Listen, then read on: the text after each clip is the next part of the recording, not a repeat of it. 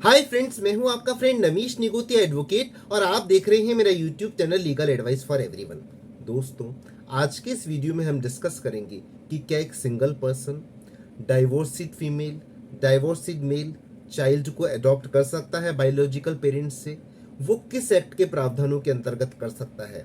देखिए, हिंदू है biological parents और एडॉप्टिव पेरेंट्स भी हिंदू हैं, तो Hindu adoption and maintenance act के प्रोविजंस हैं। लेकिन यदि बायोलॉजिकल पेरेंट्स या एडॉप्टिव पेरेंट्स हिंदू नहीं है, तो कौन सा एक्ट है जिसमें एक सिंगल पर्सन, एक डाइवोर्सिड लेडी चाइल्ड को अडॉप्ट कर सकती है। कौन से प्रोविजंस हैं, इस बारे में ऑनरेबल सुप्रीम कोर्ट के या हाई कोर्ट्स के क्या जजमेंट है, आज के इस वीडियो में हम डिस्कस करेंगे। इससे पहले मैं निवेदन करूं कि यदि आपने मेरा चैनल सब्सक्राइब नहीं किया है तो मेरा चैनल सब्सक्राइब कर लीजिए, और यदि आपको मेरे वीडियोस पसंद आए तो उनको लाइक और शेयर जरूर कीजिए। Friends, juvenile justice care and protection of childrens act 2015 इस बारे में बताता है। सेक्शन 56 हम डिस्कस करेंगे, सेक्शन 57 हम डिस्कस करेंगे, सेक्शन 61 हम डिस्कस करेंगे। देखिए फ्रेंड्स, यदि एक सिंगल पेरेंट है और वो हिंदू नहीं है, एक सिंगल पर्सन है, वो डाइवोर्सिड लेडी है या डाइवोर्सिड मेल है, और वो किसी चाइल्ड को अडॉप्ट करना चाहता है और बायोलॉजिकल पेरेंट्स भी इसके लिए सहमत है कि वो एडॉप्शन में देना चाहते हैं, पर क्वेश्चन है कि मुस्लिम्स में Hindu adoption and maintenance act लागू नहीं होता। एक और क्वेश्चन है कि मुस्लिम लॉ में, जो मुस्लिम्स के पर्सनल लॉ है, उसमें एडॉप्शन को मान्यता नहीं है।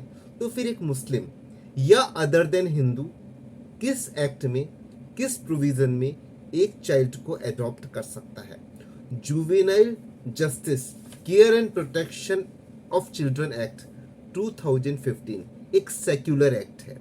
सेक्युलर एक्ट का मतलब है कि irrespective of caste, creed, religion, ये सभी पर एप्लीकेबल होता है। और चूंकि हिंदूज के लिए एक separate act Hindu adoption and maintenance act बना हुआ है, इसलिए उनको इस एक्ट का सहारा लेने की आवश्यकता नहीं है। पर अदर देन हिंदूज हैं, मुस्लिम्स हैं, क्रिश्चियंस हैं, और भी अदर देन हिंदूज हैं, और वो एडॉप्शन करना चाहते हैं, तो वो juvenile justice care and protection act, care and protection of children act 2015 के प्रोविजंस के अंतर्गत एडॉप्शन कर सकते हैं, चिल्ड्रन को एडॉप्ट कर सकते हैं। तो आज की इस वीडियो का सार है कि एक सिंगल पर्सन चाहे वो डाइवोर्सिड लेडी हो, सिंगल लेडी हो, सिंगल मेल हो, डाइवोर्सिड मेल हो, वो एक चाइल्ड को एडॉप्ट कर सकता है।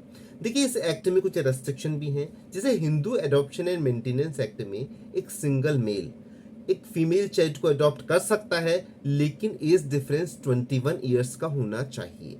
लेकिन इस एक्ट में एक सिंगल मेल फीमेल चाइल्ड को अडॉप्ट नहीं कर सकता है, बायोलॉजिकल पेरेंट्स की इच्छा हो तो भी। एक और भी बात है, जो कारा अथॉरिटी है उसने जो रूल्स एंड रेगुलेशंस एस्टेब्लिश किए हैं, जैसे उनमें एप्लीकेशन लगाना, एक वो इन्वेस्टिगेशन रिपोर्ट बनाती है, वो सारे क्राइटेरियाज फुलफिल करने के बाद, जिसे इस एक्ट में अथॉरिटी के नाम से संबोधित किया गया है, तो कारा अथॉरिटी जो है उसके सारे क्राइटेरियाज फुलफिल करने के बाद इस सिंगल पर्सन, लेडी हो या जेंट्स हो, वो चाइल्ड को अडॉप्ट कर सकता है। अब juvenile justice care and protection of children act 2015 के 56(2) में कॉम्पिटेंट अथॉरिटी डिस्ट्रिक्ट मजिस्ट्रेट के सामने एप्लीकेशन फाइल करनी पड़ती है। फिर सारा प्रोसीजर अडॉप्ट होने के बाद एप्लीकेशन में एडॉप्टिव पेरेंट्स के सारे डॉक्यूमेंट्स लगते हैं, बायोलॉजिकल पेरेंट्स का एफिडेविट लगता है कि वो अपने चाइल्ड को एडॉप्शन में देने के लिए तैयार हैं। इसके बाद कारा की रिपोर्ट आती है, और कारा की रिपोर्ट भी कहती है कि हाँ, जो एडॉप्टिव पेरेंट है वो कॉम्पिटेंट पर्सन है, वो उसकी केयर कर पाएंगे, इसलिए उनको कारा अथॉरिटी को, जो सेंट्रल गवर्नमेंट द्वारा एस्टैब्लिश्ड अथॉरिटी है, कारा को कोई आपत्ति नहीं है, एनओसी मिल जाता है। इसके बाद डिस्ट्रिक्ट मजिस्ट्रेट 2 मंथ्स में एप्लीकेशन फाइल होने के ऑर्डर करते हैं। अब इसमें इंपॉर्टेंट जो प्रोविजंस हैं, जैसे कि सेक्शन 57 है, तो मैं सेक्शन 57 को पढ़ना चाहूंगा। Eligibility of prospective adaptive parent, the prospective adaptive parent shall be physically fit, financially sound, mentally alert and highly motivated to adopt a child for providing a good upbringing to him। क्या मतलब हुआ इसका section 57 का 1 कहता है कि जो prospective adaptive parents हैं वो फिजिकली फिट होने चाहिए, फाइनेंशियली साउंड होने चाहिए और उनका हाईली मोटिवेटेड होनी चाहिए कि जिस चाइल्ड को वो एडॉप्शन में ले रहे हैं उसकी बहुत अच्छी अपब्रिंगिंग कर पाएंगे। सबसेक्शन 2 कहता है in case of a couple the consent of both the spouse for the adoption shall be require. यदि सिंगल है जब तो एक ही की कंसेंट चाहिए, लेकिन यदि वो कपल है, वो एडॉप्टिव पेरेंट्स मैरिड हैं, तो दोनों ही स्पाउस की कंसेंट की रिक्वायरमेंट है। A single or divorced person can also adopt subject to fulfillment of the criteria and in accordance with the provision of adoption regulation framed by the authority। जैसा मैंने आपको पहले बताया अथॉरिटी कारा है, उनके जो रूल्स एंड रेगुलेशंस है उनको फुलफिल करके अडॉप्ट कर सकता है। A single male is not eligible to adopt a girl child. Single male है वो गर्ल चाइल्ड को adopt juvenile justice care and protection of children act 2015 में नहीं कर सकता है। एनी अदर क्राइटेरिया में be specified in the adoption regulation framed by the authority. और अथॉरिटी जो भी क्राइटेरिया सेट करेगी उन क्राइटेरियाज के फुलफिलमेंट के बाद एडॉप्शन किया जा सकता है। अब एक बड़ा इंपॉर्टेंट है section 61 procedure for disposal of adoption proceedings. जो कॉम्पिटेंट अथॉरिटी है, डिस्ट्रिक्ट मजिस्ट्रेट है, वो सेटिस्फाई होगा। सबसेक्शन 1 कहता है before issuing an adoption order the district magistrate shall satisfy itself that the adoption is for the welfare of the child. Adoption किस लिए किया जा रहा है? चाइल्ड के वेलफेयर के लिए किया जा रहा है। बी कहता है due consideration is given to the wishes of the child having regard to the age and understanding of the child. बच्चे की इच्छाओं का पूरा ध्यान रखा जाएगा, उसकी एज क्या है, उसकी अंडरस्टैंडिंग क्या है। That neither the prospective adoptive parents has given or agreed or given nor the specified adoption agency or the parent or guardian of the children in case of relative adoption has received or agreed to receive any payment। adoption में किसी भी प्रकार का payment न दिया गया हो और न रिसीव किया गया हो, न एडॉप्टिव पेरेंट्स द्वारा, न बायोलॉजिकल पेरेंट्स द्वारा, न इस बारे में ऑथोराइज एजेंसी द्वारा। The adoption proceeding shall be held in camera and the case shall be disposed of the district magistrate within a period of 2 months। जैसा मैंने पहले बताया 2 महीने के अंदर एप्लीकेशन रिसीव होने के सारे क्राइटेरियाज फुलफिल होने के बाद ये एप्लीकेशन को डिस्ट्रिक्ट मजिस्ट्रेट को डिसाइड करना होता है। अब इस बारे में ऑनरेबल सुप्रीम कोर्ट के और ऑनरेबल हाई कोर्ट के क्या जजमेंट है हम स्टडी करेंगे। ऑनरेबल सुप्रीम कोर्ट के पास एक महत्वपूर्ण केस आया। केस का नाम है Shabnam Hashmi versus union of India. AIR 2014 supreme court 1281 page है। ये 19 फरवरी 2014 को सुप्रीम कोर्ट ने डिसाइड किया।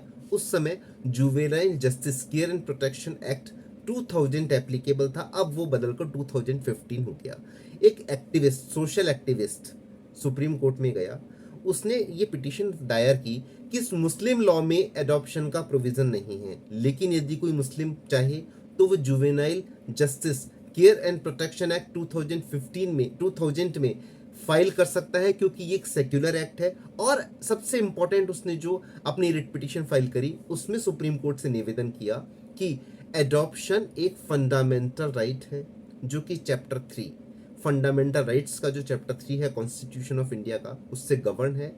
एडॉप्शन किसी भी व्यक्ति का एक फंडामेंटल राइट है, इसलिए मुस्लिम को भी एडॉप्शन की permission juvenile justice care and protection act 2015, जो कि एक सेक्युलर एक्ट है जिसमें धर्म का, जाति का या किसी भी सामाजिक रीति रिवाज का कोई बंधन नहीं है, तो कोई भी मुस्लिम या अदर देन हिंदू, क्योंकि हिंदूज के लिए एक स्पेसिफिक एक्ट है Hindu adoption and maintenance act, तो इसमें एप्लीकेशन फाइल कर सकते हैं, तो उनको एडॉप्शन की राइट दी जानी चाहिए। तो ऑनरेबल सुप्रीम कोर्ट ने उनकी पिटीशन को स्वीकार करते हुए कहा कि एडॉप्शन एक फंडामेंटल राइट है और कोई भी व्यक्ति को, चाइल्ड को अडॉप्ट करने का कॉन्स्टिट्यूशनल राइट है। इसके बाद बॉम्बे हाई कोर्ट में एक बड़ा महत्वपूर्ण फैसला दिया। केस का नाम है मिस शबनम जहान and others versus state of Maharashtra. क्या हुआ? मिस शबनम जहान जो 47 ईयर्स की वर्किंग लेडी थी, ये अपने रिलेटिव से एक चाइल्ड को अडॉप्ट करना चाहती थी। डिस्ट्रिक्ट एंड सेशन कोर्ट जो competent original court of jurisdiction है, वहां पर इन्होंने एप्लीकेशन लगाई section 56(2) of juvenile justice act. वो एप्लीकेशन रिजेक्ट हो गई। ये रिवीजन में मुंबई हाई कोर्ट गए। बॉम्बे हाई कोर्ट ने कहा कि वर्किंग लेडी है, लेकिन फिर भी ये अडॉप्शन चाहती है, तो अडॉप्शन इनका राइट है, इर्रेस्पेक्टिव ऑफ कास्ट क्रीड इनका राइट है और इनको अडॉप्शन की परमिशन दी जाती है। तो इस प्रकार आज के इस वीडियो में हमने देखा कि एक अदर देन हिंदू, जो Hindu adoption and maintenance act से कवर नहीं होता है, सिंगल लेडी है, सिंगल मेल है, डाइवोर्सिड लेडी है, डाइवोर्सिड जेंट्स है, वो भी एडॉप्शन कर सकते हैं। Juvenile justice care and protection act, care and protection of children act 2015 में कर सकते हैं। आज का वीडियो इतना ही, धन्यवाद, थैंक यू फ्रेंड्स।